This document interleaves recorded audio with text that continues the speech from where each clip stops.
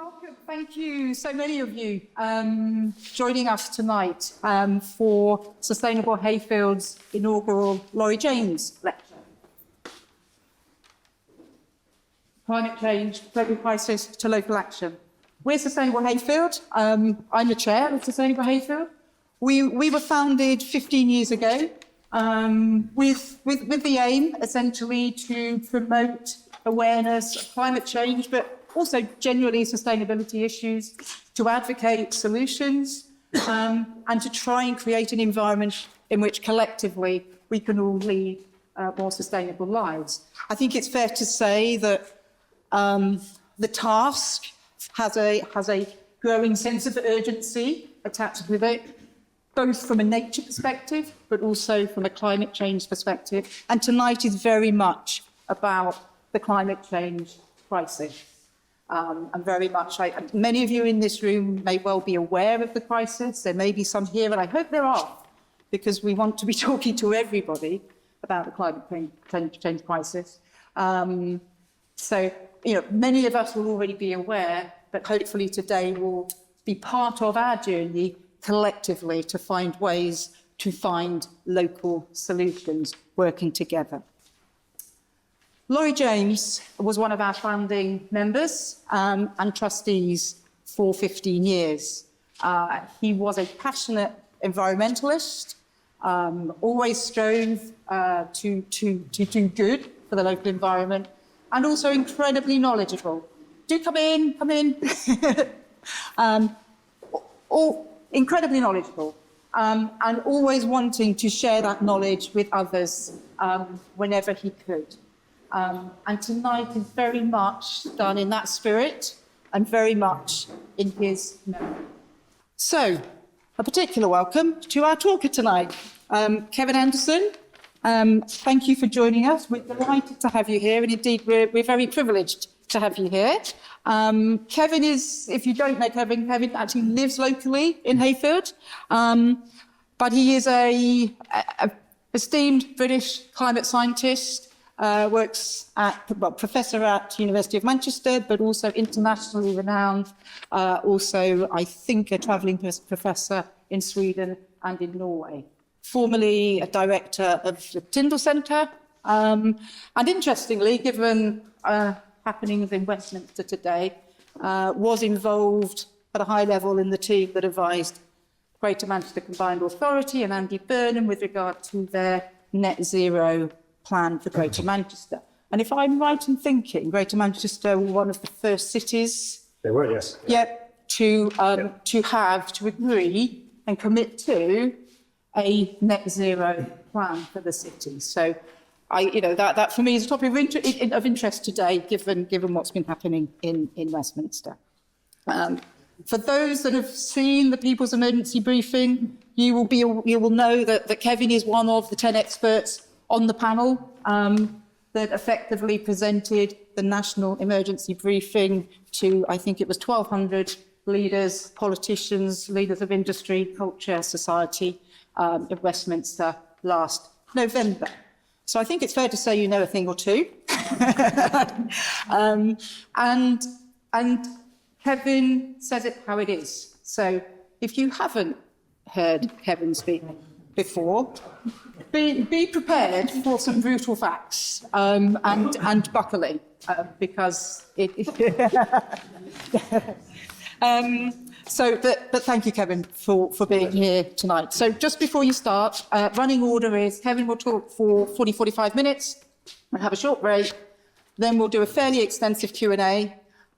If we have time at the end, one of our intentions is that we do go away with some key priority response focus areas actions. So we'll try and have a 20-minute interactive session at the end where we identify some key priority actions that we as individuals, that we collectively as Sustainable Hayfield, as other environmental groups, because I know there are representatives from other Peak District groups here, that we can take away to actually start working on, to start building a collective grassroots up response, because there's all, it's an urgent task, there's a lot to be done, the Scout, and we all play a very important part in that. So, no further ado, Kevin, thank you. Thank you very much. Thank you.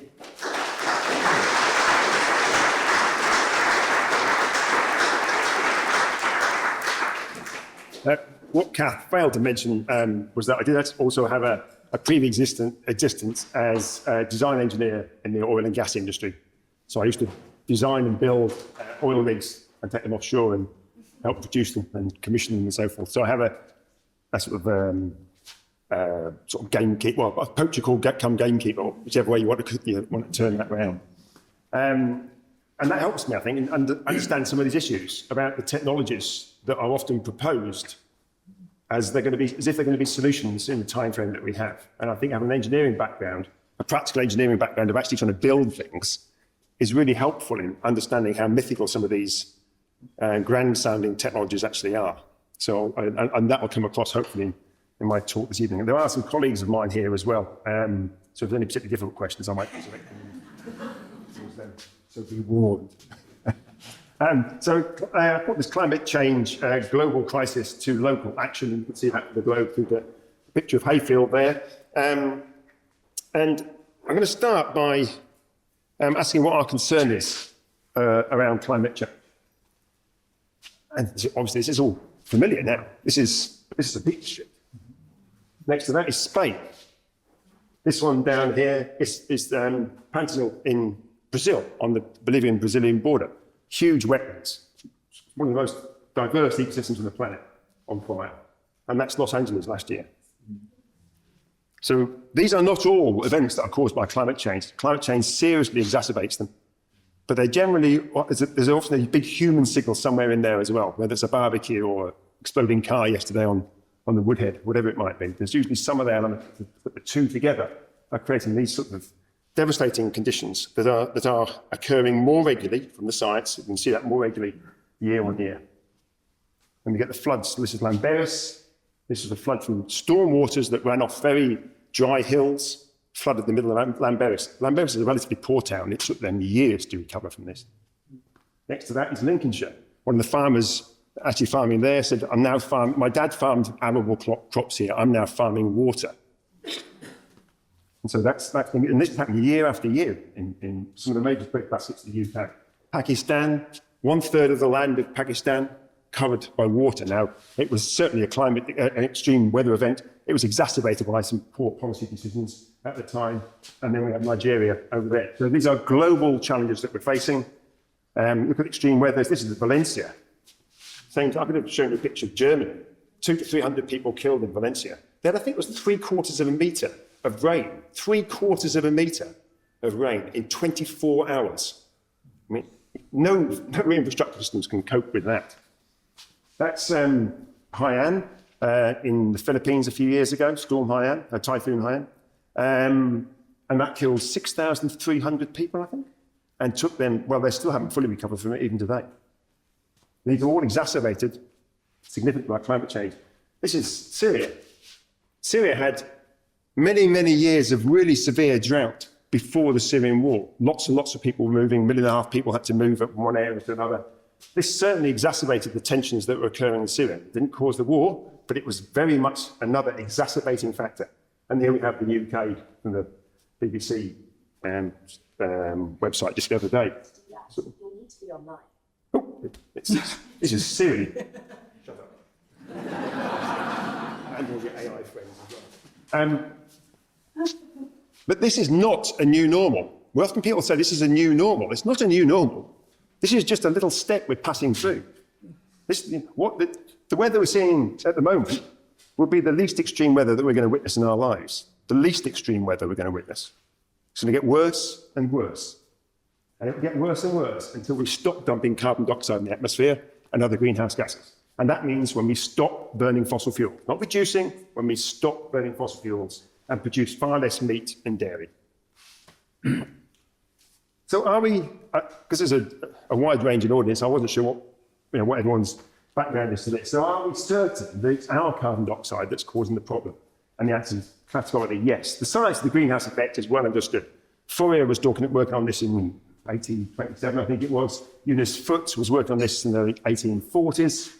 John Tyndall in the 1850s. Arrhenius in the late 1890s and the 1900s. So there's a whole history of people working on climate change. There is no climate science. It's just science.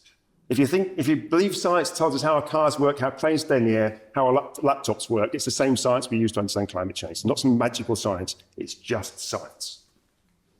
Carbon dioxide is the key driver of climate change, but, and some skeptics pick up on this, water vapour has more of a warming effect, but the water vapour would not be there if it wasn't for the warming brought about by carbon dioxide.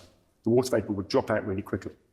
So as we warm up the climate, you get more moisture in the atmosphere, and that moisture has a big warming effect. We know that fossil fuels are the main reason for CO2. We know that because it has a little magical isotopic fingerprint on it.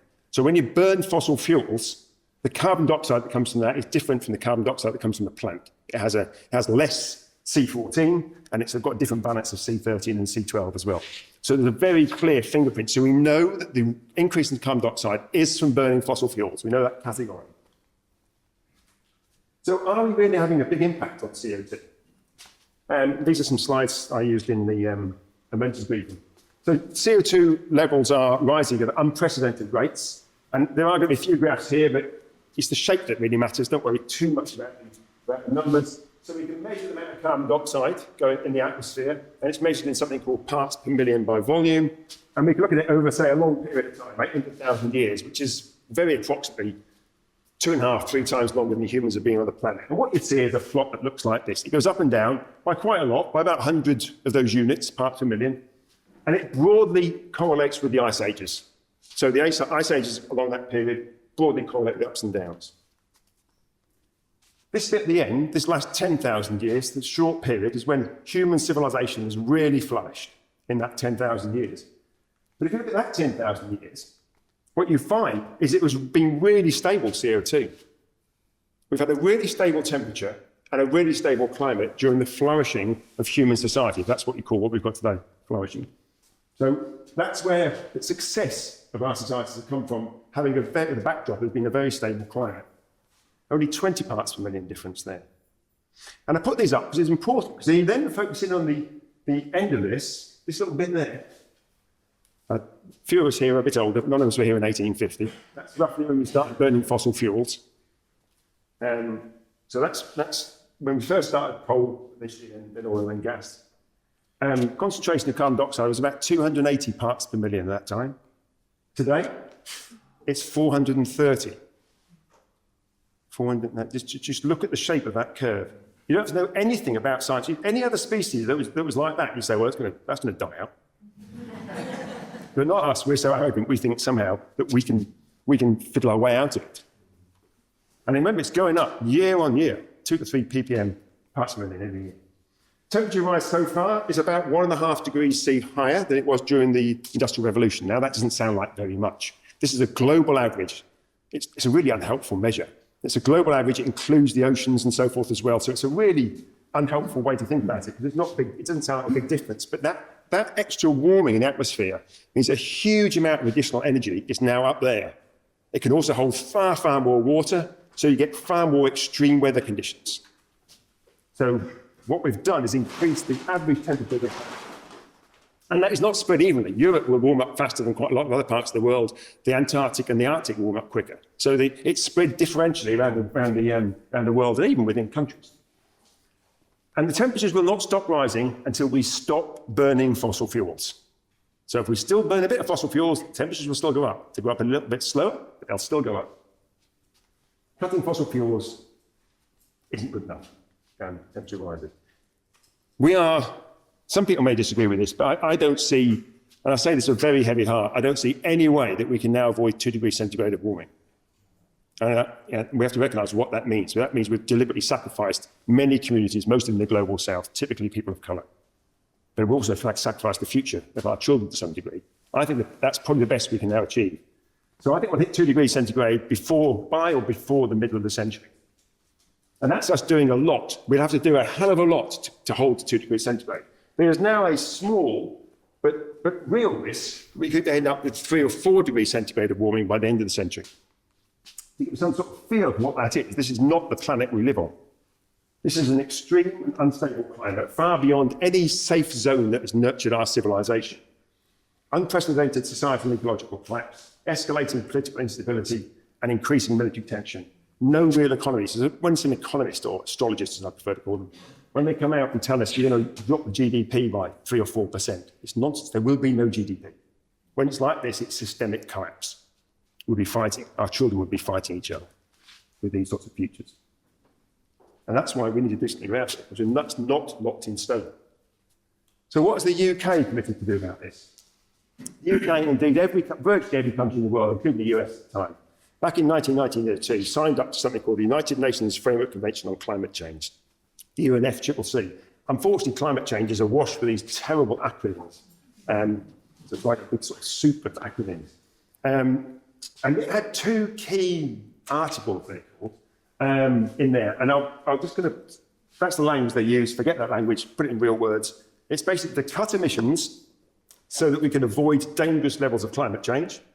And the second part, also really important, was that we said that we would do so fairly. We would cut emissions fairly with developed countries, that still includes the UK, taking the lead. In other words, we would reduce emissions at a faster rate than would the poorer parts of the world, because they need the emissions, they need the energy, initially from fossil fuels, to help them develop. It took 23 years before we defined what's dangerous. I mean, if you live in northern Sweden, you probably take a different view as to what is dangerous than if you live on the coastal strip of Bangladesh. So dangerous is a subjective decision. And through messy political processes in Paris in 2015, the Paris Agreement, it came up and defined what was dangerous as to hold well below 2 degrees centigrade of warming, and ideally pursue no more than 1.5, to be guided by the science and to do so on the basis of equity. And I'm not going to go into this now, but basically, since then, we've got a much better understanding of the impacts of climate change. And so what we thought was dangerous then, well, more around 2 degrees centigrade, we now realise those impacts are more likely to occur at just 1.5 degrees centigrade of warming. So we're already seeing impacts occurring faster than we thought they would do, and more severe as well. So what level of emission reductions does the Paris Agreement imply? Well, the science tells us a lot about the scale and the timeline to deliver on our commitments. Remember, the commitments are political. Scientists have their view on what we should do, but science can't tell you what is dangerous. So the decisions on what we need to, the top level, the temperatures, are a political decision, and science can then inform that. And science tells us very clearly that it's the build-up of carbon dioxide that matters in the atmosphere. Not just one year, but every year we put carbon dioxide in the atmosphere, and some of the other greenhouse gases, they build up year on year on year. And so what we have then is something called a carbon budget. So to meet our commitments, we know how much carbon dioxide we can dump in the atmosphere. So that's our carbon budget. It's a really useful way to translate the science into what that really means for policy. So once we've got that, we can then start to think, well, if we know what our carbon budget is in numbers, we can then say, well, okay, how much fossil fuel does that relate to? How many flights is that? How many cars are on journeys? What do we have to do as a country? What about our industry? We can start to understand the policy framework for that. Now, there's a big international body called the Intergovernmental Panel on Climate Change, the IPCC. Some of you might have heard of them. They're a United Nations body, and broadly it brings together from around the globe sort of the scientific expertise, and every probably 5 years or so, does vary a little bit, they produce a set of reports, which is the most up-to-date at that time, reports on climate change. And so the physical science one that's produced back in 2021, that tells us what the carbon budget is if we want to deliver on our Paris commitments, the 1.5 and the 2 degrees centigrade. Remember, 2 degrees centigrade is incredibly dangerous. But as I say, well, you're seeing now, I don't think we're doing anything better. So I've updated those budgets to the start of January 2027. Now, there's a bit of work going on at the moment as to exactly what these numbers should be, but they're good enough. And these won't be very helpful to you. That tells us that for 1.5, we've got about 88 billion tonnes of carbon dioxide we can dump in the atmosphere, and it's about 500 billion tonnes for 2 degrees centigrade of warming. But what is useful? You can see then how many years of current emissions. So current global emissions, remember, global emissions looks like they'll be up again this year. Global emissions have not dropped except for very briefly during COVID. So emissions are not going down. At current levels, we will use up the 1.5 budget in around about 2 years, and the 2 degrees budget in 12 years, just 12 years. If you look at the reduction rates, you have to bring down every single year. For 1.5, it's over 30% per year, globally. So you start to think, well, that's not achievable. For 2 degrees centigrade, it's 8% every year. Now, that probably doesn't mean a lot to most of you, but During COVID, during the absolute peak of COVID, we managed about a 5% reduction globally. So when we were all locked in, there were no planes and people weren't driving very far, we managed about, for 1 year, we managed about a 5% reduction. We require an 8% reduction year on year until we get to zero. So this is way beyond any of the sort of business as usual framing we would typically have. And then that's for 2 degrees centigrade. If you drew a straight line, and pretending emissions were going down, from now, for 1.5, you need to be zero emissions by 2030, 2031, and for 2 degrees centigrade by about 2050. But remember, every year you fail to come down, that date moves forward, and it moves forward again and again. So you've got to come down this curve because it's the total amount of carbon dioxide, the area under the curve, if you like, that really matters. And I think, maybe this is helpful, maybe it's not. I quite like this. Well, I don't like it, but I find it informative. Every single month, we're using up 4% of the 1.5 degrees C budget. Imagine that as your salary for life. Remember, this is what it's like. The budget is like a salary for life.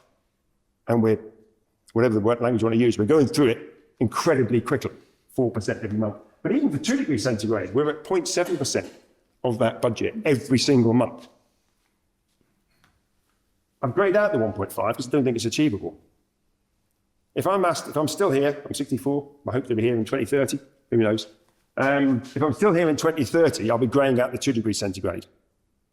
Well, I'll be greying it out while I'm cleaning my rifle, ready to defend myself. But, you know, the future that we're locking in is really dire. You start to look at these rates of change and think, why are these not what's informing our thinking about climate change and sustainability more generally? A cautionary note. There's not a lot of good news on the science front, not if you want to be honest about it anyway. Emerging evidence suggests that the rates of warming we're seeing are accelerating. And that's partly because the CO2 we put in the atmosphere, half of it gets taken up by the oceans and by the plants. But that half that's getting taken up, there's some evidence that is weakening. As we get more and more warming, that absorption is weakening. If that absorption weakens, then what we put in the atmosphere, more of it stays there. So we get higher temperatures. There's also, as we're cleaning up the fossil fuels, rightly so, we're taking the aerosols, the dirty, mucky stuff out of the fossil fuels. Those aerosols reflect sunlight back out into space. So as we clean the fossil fuels, we are actually taking away some masking that has been cooling us for quite a long time. But we don't want to be breathing in the aerosols either, because they're really damaging. So this escalates the need for emergency level climate policy. Now that's the sort of global picture. So we take it down to the UK, because we also promised in Paris, and in fact every single of these big climate jamborees that people like to fly to around the world every year, these big events, every single year the negotiations come up with some discussions in there. But they, without exception, I think, they've maintained the idea of equity, at least the lip service towards it, that basically the poor countries should be given longer, should be given a larger share of the carbon budget per person, really, than the wealthy countries. So if we start to think of that for the UK, we have a global pie here. In the north, you'll know what pie is. A global pie here, and we take a big chunk of it out. That's for developed countries. Remember, developed countries are only a small percent of the population. Most of the world's population are in the so-called developing countries. Then of that bit of pie that's for the developed countries, we can then say, well, how big should the bit for the UK be? And we've done this for Sweden, we've done it for Norway, we've undertaken the same sort of analysis for quite a number of countries now. You can do the same thing for councils. So we've done similar work for Burnham when he was the mayor of Manchester. You can do similar things for sectors. The smaller the thing you're looking at, the more uncertainty there is around it. It gives you a good idea. So we get a good flavour of what we'd have to do in the UK. Another table, some numbers that won't be much to you, but hopefully at the end they will do. I've grayed out the 1.5, again with a very heavy heart. So we know how much CO2 for the UK we can put in the atmosphere, somewhere between 2 and 2.5 billion tonnes from the UK, from now out forever. That's about 7 years of current UK emissions, 7 years. That's a reduction rate, 13%, but let's say somewhere between 10 and 15% reduction in emissions, year on year on year. We haven't ever achieved anything like that, even during COVID, not a fraction of it. And we'd have to be zero emissions, basically zero fossil fuels by about 2039, 2040. These dates give you a feel for something, not exact, but they give you a feel for it. And every year we fail, that gets more challenging because it's a cumulative problem. But on the rhetorical side, we're doing well. So the UK is the first major economy to halve its emissions compared to 1990. And you hear that, I've heard this from numerous other countries, Denmark, Sweden, all these so-called progressive countries. If you include international aviation and shipping emissions, and if you include our imports and exports, that laptop here was made in China, probably using some coal, then we blame the Chinese for it, but we're here tonight looking at a presentation on a Chinese laptop. So those imports and exports, you factor those in, the UK has reduced its emissions by about 20% since 1990. That's about 0.6% every year. Remember, we need probably 10 to 15% every year. We've managed about 0.6. Now, we can lambast the UK, but Denmark thinks it's doing well. That's really no different. So does Sweden, France, the rest of the EU. There are no climate progressive countries in the global north. None. But that's no reason not to try to be one.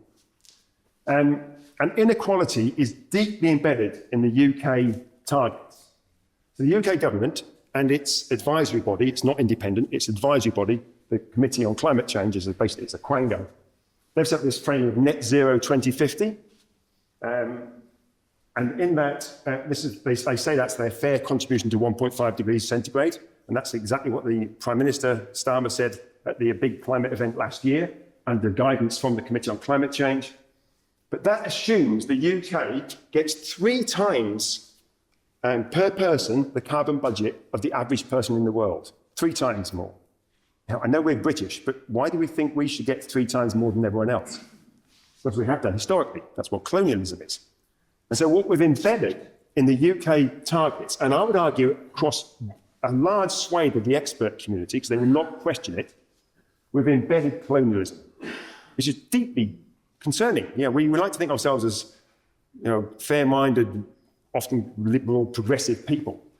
And yet what we've here, we've just again embedded colonialism in how we see our place in the world. And even at 2 degrees centigrade, the UK targets fail on the Paris commitment, on the equity parts of the Paris commitment. Now that's fine when we're here, but imagine if we were given this talk and you all sat there in Bangladesh, or in Kenya, or Nigeria, or Rwanda. How would you feel then to tell those people, well, you'll have to have much less development because we want to carry on with our high carbon lifestyles over here. So just think how we would feel if we were in those places when with their children, telling them you have to carry on with low education, poor health requirements and so forth. So I think we have to think of ourselves here as citizens in a global community as well as just local. So that's all the sort of bad news, if you like. Now's the really cheery bit. Is there anything we can do about it? And to be brutally honest, I don't think we will succeed. I think we'll go to hell in a handcart. But that isn't locked in stone. That's a choice we still have to make. And we're not making the right ones at the moment. But when we look at our kids or our grandkids over breakfast or whatever it might be, we can think about their futures, and that maybe make us stop and reflect as to where we're heading at the moment in our day-to-day activities, and what we do, how we live our lives, the values we bestow on our children. Now, as an engineer, I'm very pleased about this, but technology is an absolute prerequisite of delivering on our climate commitments. Absolutely, to delivering on Paris. But after 30 years of failure to address climate change through technology, 30 years, I mean, quite a few of us here were here 30 years ago, yet some of the students we have at universities, their parents haven't even met. So, we've failed for a very, very long time on climate change. So now, technology is far from sufficient. We simply don't have the time frame to bring about the changes we need, but we still need the technology. We also need urgent and profound shifts in social norms, and that's why we have to have magical technologies, because we do not want shifts in our social norms, particularly those of us that have done very well at the system. On technology, I think we have to differentiate between what I've called 2 types. One is a delay technology. These don't really exist. They're designed to avoid legislation. They're designed to maintain a thriving oil and gas sector. And these are the ones we most often hear about. But there are tiny technologies we know work at scale and are working at scale now. So we know what they are as well. So we think of the delay technology, and I have a lot of my colleagues who work on these, and there's lots of funding to work on the delay technology. So new gas-fired power stations with carbon capture and storage. blue hydrogen. You make hydrogen from gas, so you can carry on with your gas industry, and then you use carbon capture and storage to capture the carbon, squash it into a liquid, and squeeze it underground somewhere. That's basically the plan behind CCS, carbon capture and storage. And then bioenergy with CCS. So Drax is a big power station in Yorkshire, used to be the biggest coal-fired power station in Europe, about 4 gigawatts, I think. And that now burns trees that are brought over from the States and from Canada. So we put big trees on ships and we bring it over to there and we burn it in the power station. Then we capture the CO2 and dump it underground and claim that we're doing something really worthwhile. You know, we're chopping down huge numbers of trees in doing that. So CCS and these sorts of technologies, I would argue, are part of the problem, that we've spoken about these for a long time. They all rely on carbon capture and storage. And this is a technology that's been promised for 3 decades. Again, I've got colleagues who've been looking at how CCS has influenced the debate and what the discussions have been for the last, well, they've been working on it for at least 20 years now, some of them longer than that. In 2024, carbon capture and storage stored less than 0.03% of all of the fossil fuel emissions. So we dump about 38 billion tonnes of CO2 from fossil fuels into the atmosphere, about 11 million tonnes were captured. In other words, almost nothing. That's after 30 years of promise. All of them have major issues, all of those technologies in terms of supply chains, environmental issues with the supply chains and so forth. They're all going to be very expensive, but they won't be funded by the oil and gas companies. I mean, all their windfall profits, they could have done this, they haven't. They're going to be funded by you and me, by taxes and by increases in energy bills. They're basically false solutions that are designed to delay mitigation and maintain a very high cost, very high profit for some oil and gas sector. So the timing technologies, the reason we're talking about, again, looking at quite a few, very few of you will live through the Marshall Plan, I doubt. But quite a few of us will remember, or at least know about the Marshall Plan. So after the Second World War, it was the reconstruction of Europe after we blew it apart. And there was a big plan to reconstruct Europe. And we need something like the Marshall Plan on speed if we're going to do something about climate change. But what are the technologies? They're not exciting to some people. These are the ones we know. Retrofit our homes, including heat pumps. Build only zero carbon homes. Why on earth are we building all these houses now? I mean, they were iconic, as I often say, in the 1970s. They're not fit for the 1970s, let alone 2026. But we're still letting the building companies build them. Rapid rollout of public transport, all things we know about. EV charging, I would argue, in the rural environments, much less so in the cities. And I'll come back to this later. A rapid shift to zero carbon electricity. Of all the energy we consume in the UK, only 18% is electricity. 18%. Less than a fifth of our energy is electricity. Then we say half of that is renewable or low carbon, which it is. So half of 18%, that's 9%. The other 91% is basically fossil fuels. True for Denmark and everywhere else as well. I mean, rapid cuts in aviation, I'll come back to that in detail later, a bit more detail. And in the shipping, there are things that we can do, and our colleagues will work in detail on that, and through slow steaming, through actually doing it to transport as much stuff around the world. A large part of shipping is actually moving fossil fuels. So if we don't use fossil fuels, we won't have to use that shipping. So there are lots in the shipping sector we can do, but it's still very challenging. That's all the technology stuff, but in the interim, because all of that takes time, one thing you can see from the earlier class, we don't have a lot of time. What we do between now and 2030 is absolutely key. Not what we do after 2030 is also important. But if we fail by 2030, we fail on 2 degrees centigrade. And this is where we need the core focus on the high income, high emitters. And, I thought myself, I'm one of these devils. So represent who are they? Maybe some of us are out here. Certainly when I give them a talk to a lot of academics, often they're in there, or desperately trying to get there. So why is fairness and equity a key issue?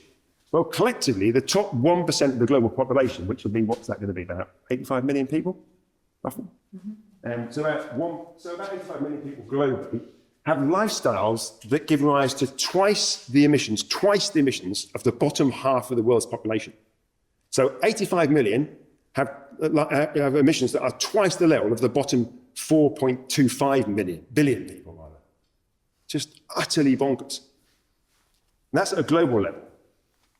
Come to the UK, the lifestyles of the high-income households here typically are 4.5 to 5 times more energy use than those in the lower-income households. So there's huge inequality in the UK as well. And that would be true for most countries, even Scandinavia. Sweden's got a Gini index, an inequality index now, very similar to the UK.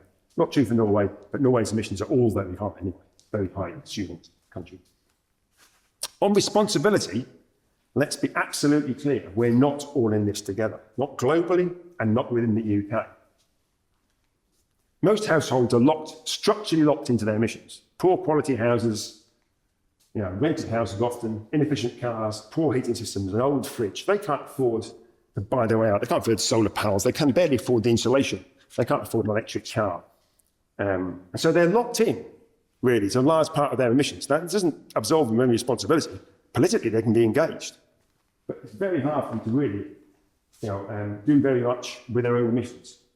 And the important point, they're not responsible for most emissions either. Large parts of our country are not responsible for most emissions. A sizable minority, but it's a minority, but are. And these, we have what I would call, some of my colleagues will work on this now, discretionary emissions. Emissions that we choose to have. And they typically go along with high-income households. And it's this group, me and possibly some of us here, where we need legislation that drives down our energy consumption very, very rapidly indeed. So fair and deep reductions are a prerequisite, along with technology, of meeting our Paris commitments. So it needs both technology, that we know what to do, we know how to do that, and we have to roll it out like a Marshall Plan, and major social change, which is where politicians run scared. And that's because they think that most of us don't want to do this. We don't care that much about our children. I think maybe if we open this debate up, perhaps we do find we do care about our children and about the future, and maybe we would be prepared to accept some major social change. But the important thing here, social change, if it's done appropriately and effectively, it could deliver immediate and substantial cuts in emissions, if you're serious about delivering our commitments. It also buys critical time for us to put the low carbon technologies in place. They take a long time to put in place. If you're trying to build more renewables, lay all the electrical cables and all of those other things, retrofit our homes, all those things, they take time. But also very, very importantly, and I don't know anyone else that's working on this at the moment, except for some of my colleagues, you need to release the labour, the materials and the finance that are currently locked into the lifestyles of people like me to help us make this technical revolution. Because otherwise, we're all the people we don't have that many people trained in this country because we sent them all back. But the people we do have trained, we need them to keep helping us move to zero carbon futures. But I think it's a positive bit, but it very seldom gets played out. I would argue for the majority, remember the majority of people are average or below average incomes. So there's a lot of people in this group. Responding to climate change means they have to have comfortable and affordable homes. Otherwise, all they'll do is shove more energy into it, try and heat it up a little bit more, or try and get some rubbish air conditioning units, shove it in the lounge. And they'll burn more and more fossil fuels. So if we're serious about this, we're going to have to ensure that these houses are comfortable and affordable. We need to have high quality public transport so they get out of their cars, we get out of our cars as well, and get onto public transport and other modes of low carbon travel. But there's great benefits of that, because that means we've got lots of secure and valued employment, not call centres or some other nonsense. People doing apprenticeships and actually laying cables, actually doing the things that we need to make our society a functioning 21st century society. That gives us much better air quality as we move away from burning more fossil fuels and move away from cars, internal combustion, petrol and diesel cars in our cities. If that happens, then their health is improved, particularly in the poorer parts where we know that's where these people typically live, in the polluted parts of our cities. That improves the educational attainment of the children. So there's a lot of win-win-win for these communities. And it helps us develop a functioning infrastructure, which I think is very different from what we have at the moment, where we see a crumbling infrastructure. Whatever you look at, it's crumbling. And I think that gives an improved, this could be a bit too hopeful, but I think it's an improved sense of civic well-being, of some sort of pride in what we're trying to do. The problem here, and this is the rub, is that to do this, you've got to remove the resources and the labour that furnish the private luxury of people like me, move that towards the well-being for all of society. So it's really towards private sufficiency and, if you like, public luxury. There are no private swimming pools, but we can actually have public swimming pools that are open. We can have libraries that stay open, even in the evening. So we can actually have a functioning infrastructure, one again that we can be quite proud of. What does this mean for the policymakers? Well, the IPCC, the Intergovernmental Panel on Climate Change, which is quite, all scientists are generally, the small c, they're quite conservative. The process of doing science is quite a conservative process, and so it should be. So it's a slow learning process as you go along. But even despite that, the IPCC scientists here came up with this fantastic statement in one of their FAQs. Targeting a climate resilient, sustainable world involves fundamental changes to how society functions, fundamental changes, including changes to underlying values, worldviews, ideologies, social structures, political economic systems, and power relationships. And the IPCC are not a radical body by any means, and yet that is an incredibly radical statement that they've come out with. I would go further and say that it is now far too late for non-radical futures. I see no way out of revolutionary rates of change in how we live today. And I think the choice is here between deep, rapid, and fair decarbonisation of our modern societies. That means an organised-ish technical and social revolution.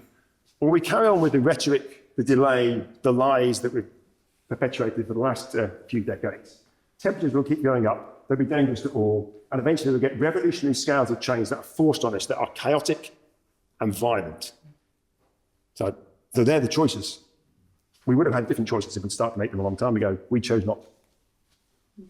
This is a quote from a Brazilian philosopher, Robert Under, and a politician as well. And I use it a lot. At every level, the greatest obstacle to transforming the world is that we lack the clarity and imagination to conceive that it could be different. And that photograph was taken. Those people didn't think that, that could be any different. They was going to go on forever. That was horses and carts. You know, and of course, it went completely. Now we don't think, what on earth we can possibly get rid of those metal tin boxes, could we? We've got to think differently. So I wanted to finish with, this is all new stuff I was putting together today, to think about the purpose of us as local communities. What can we do? And it's clarity and imagination. But my guess is, amongst this room, we've got far more clarity and imagination than a lot of people are locked into politics. There's lots of good people in politics, but they're generally quite locked into particular worldviews. So we need to think about how do we look at the world in a different way. And I'm going to touch on two things, two examples. First one is in aviation, and the second one is going to be about cars, and that one might be a little bit unpopular. But I'm nearest the door.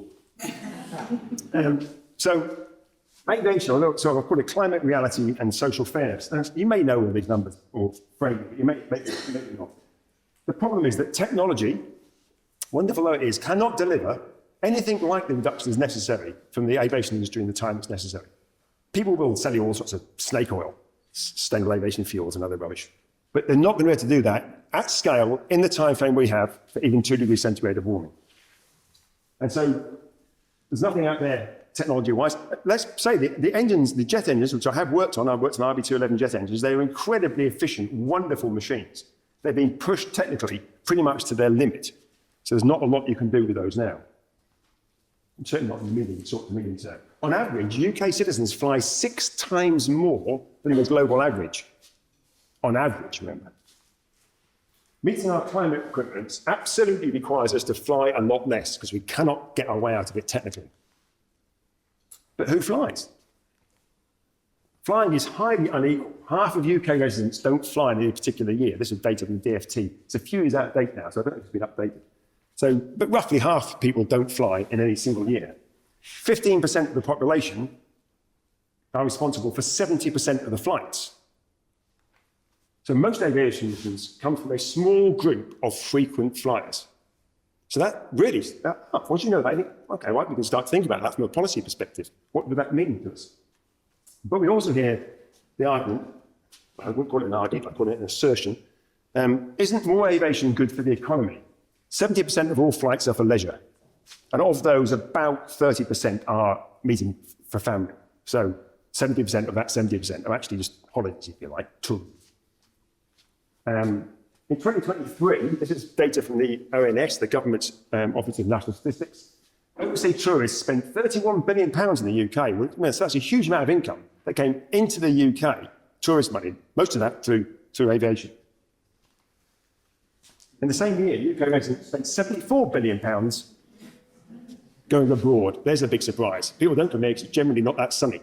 You know, we can go and see the King and the Queen and so forth, and those other nice cultural things, or visit to the Lake District with your umbrella. But by and large, the UK isn't a place that people come to for that sort of warm summer holiday. But we like to go abroad. So what you see here is lots and lots of UK money. There's a deficit of 43 billion. 43 billion. They're all talking about the defence deficit at the moment of 5 billion.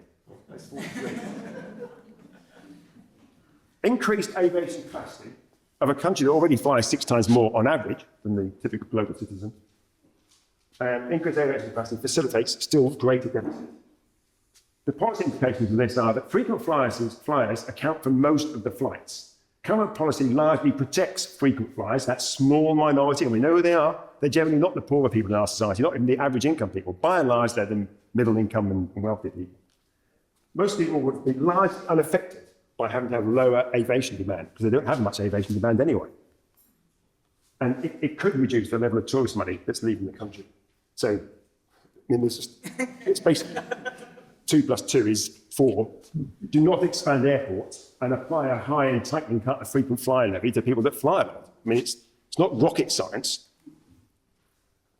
So this is the one that's been a bit more challenging, but it will be the last part of it. Replacing cars or rethinking mobility. And I've only just started doing this today, so I hope the numbers are right. There are 35 million cars in the UK, 2 million are electric, the rest of them are basically petrol, diesel and hybrid.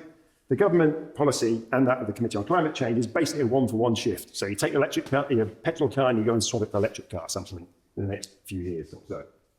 The question that recently needs to be asked, is replacing all fossil fuel cars with electric cars, is that a good use of our resources in a climate emergency, with all the other sustainability criteria that are there as well?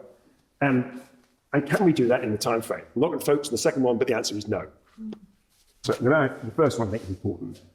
EVs are good. In some respects, they have 0 emissions at the point of use. And even over the life cycle, they're lower emissions than a petrol car or diesel car. But they are heavier than conventional cars. They're on average about 2 tons. They range from about 1.6 tons to around about 4 to 4.5 of those ridiculous SUV electric things. So there's a big range, typically about 2 tons. They're normally somewhere about 200 to 400 kilograms heavier than a typical petrol or diesel car. That will change as the batteries improve. And they emit very approximately the same level of particulate pollution as a modern petrol or diesel car. And that's mostly from the tyres, from the brakes, but also very significantly from the roads, so as they accelerate particularly. And of course, remember, they have a very high torque, the electric cars. They can accelerate very quickly. As they accelerate very quickly, they pump out more particulates from the road and from their tyres. So if we were concerned about particulates, you'd have smaller, much lower powered electric vehicles that can't accelerate at stupid rates to keep the Clarksons of the world happy. They require a lot of steel, aluminium, lithium, copper and everything else, and they occupy a huge amount of our space. I mean, just look at this school here, massive car park out the front. You know, the big car park by the Royal. The whole large swathes of our society are taken up by space for cars. EVs are lower carbon but are far from a transport solution. Switching to EVs is a huge investment. I'm really surprised that it's not getting picked up by, I don't think it's getting picked up by any of my colleagues. That could be wrong, but I've not seen it. If you swap out the remaining 33 million cars to EVs, at roughly £30,000 each, that seems to be a reasonable estimate as to what a new electric car would look like. And some of them are a lot more than that. This is an average. You can buy cheaper ones. There aren't many that are a lot cheaper. They're typically sort of 20 to 25 with a subsidy.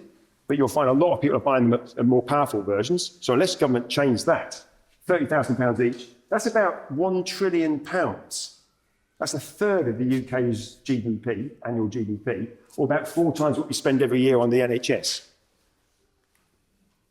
That's an enormous commitment of labour, energy, manufacturing capacity, minerals, private and public capital. And remember, those cars spend 95% of their time idle, either parked in your home or parked somewhere else. In other words, we spend £1 trillion on an infrastructure that we virtually never use. You know, it's sort of like madness, isn't it? If you have to define this, you think, well, it's madness. So government policy to spend £1 billion of society's money, one way or another, on an asset that's barely used. Yes, EVs are better than petrol cars. They are. There's no doubt about it. If you're going to buy one, buy an electric car. Buy it smaller. And don't get some stupidly powerful thing.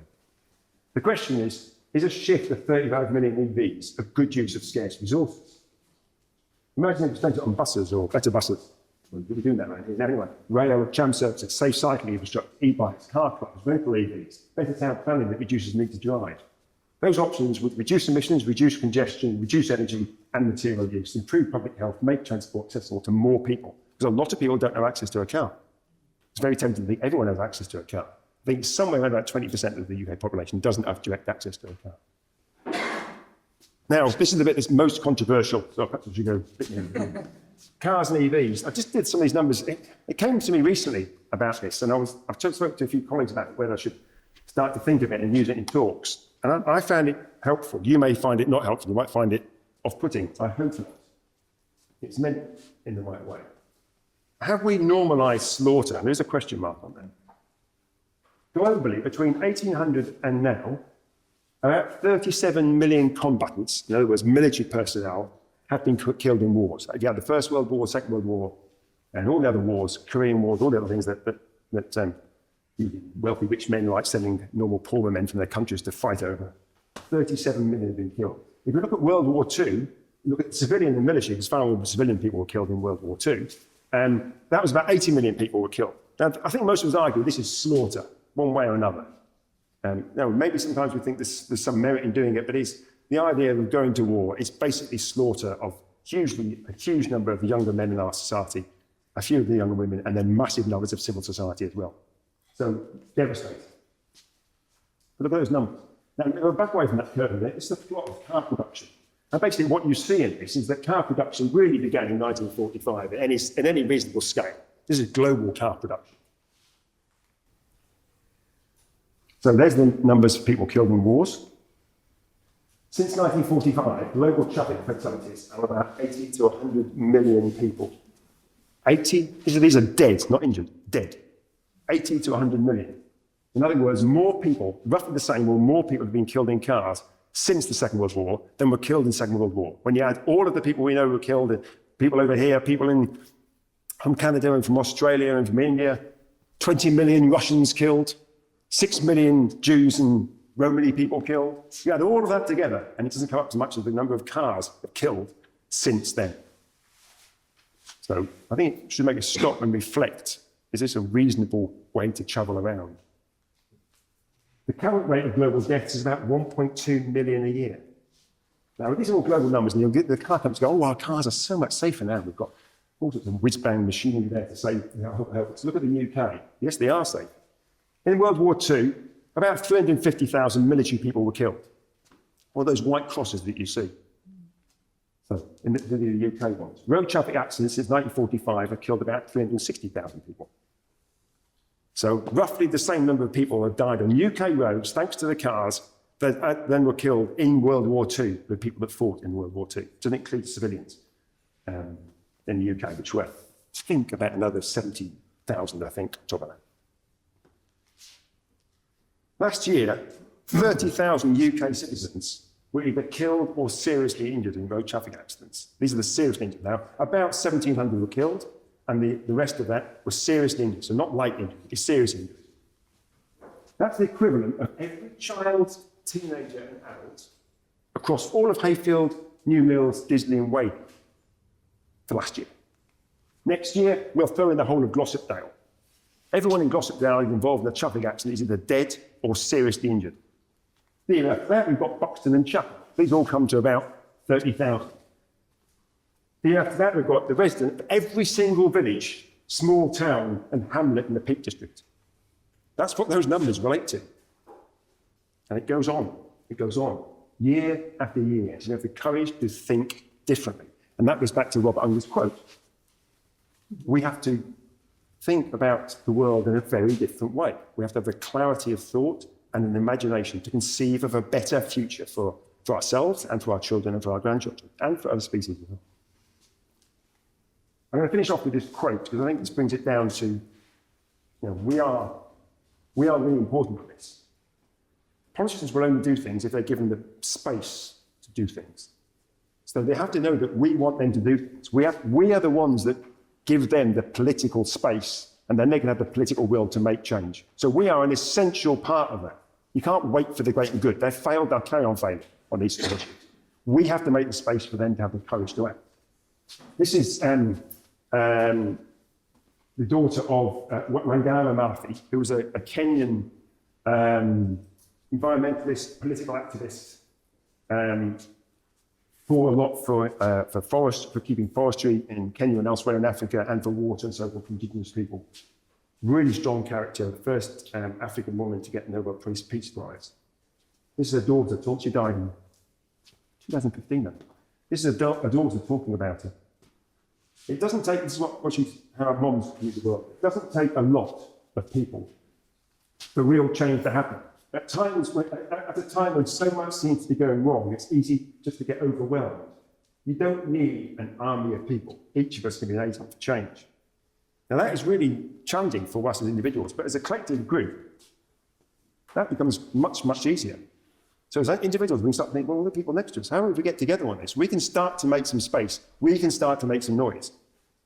Particularly in a democracy like ours, it's our democracy. And if we don't want to engage with it, it will fail. So I think that really brings it home that it's a global issue, but the local contribution is absolutely key. Without it, we fail. So on that note, thank you.